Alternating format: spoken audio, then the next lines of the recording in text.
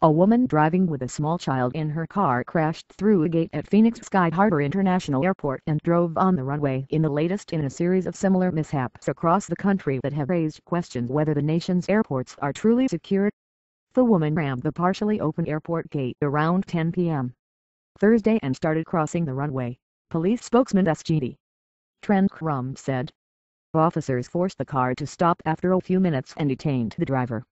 She was identified as Coco Nicole Anderson, 21, from nearby Mesa.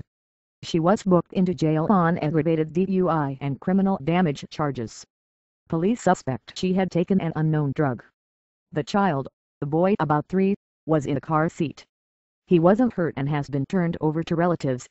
Crump said Anderson was so impaired she didn't even know her son was in the car. "We don't believe her intent was to harm here," Crump said. "We believe it's impairment and poor decision-making.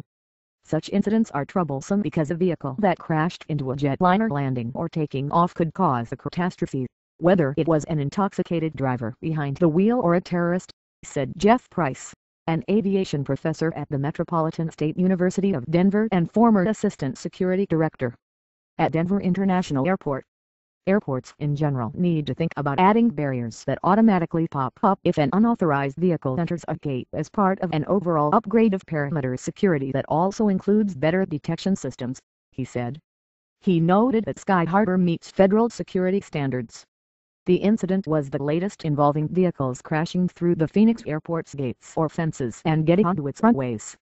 Sky Harbor spent $10 million to upgrade its perimeter security and access gates after a man being chased by police in 2005 crashed a stolen pickup through a gate and drove onto the runways, passing several jets on a taxiway.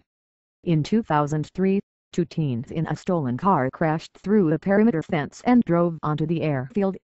Both incidents caused brief closure of aircraft operations. Anderson had smashed her Saturn sedan into another gate at a nearby parking lot just minutes before, then continued driving and ended up on an airfield access road, police and Sky Harbor officials said at a press conference on Friday. Sky Harbor spokeswoman Deborah Ostricher said an airport operations worker was testing the gate as it was closing when the small sedan crashed through. The worker promptly notified police and the control tower, which ordered a halt to air traffic operations. As the car made it onto a runway, Anderson lost control, then took off again. Phoenix police officers used their vehicles to spin the car around and stop it. Ostricher said no aircraft were nearby at the time and no passengers were in immediate danger. Airport operations were stopped for about 15 minutes. The airport's operators are satisfied with its fence security and that Sky Harbor exceeds federal security standards, Ostricher said. She said the airport has no plans at this point to beef up fence security, but will work federal authorities to see if there are other things the Phoenix airport could be doing.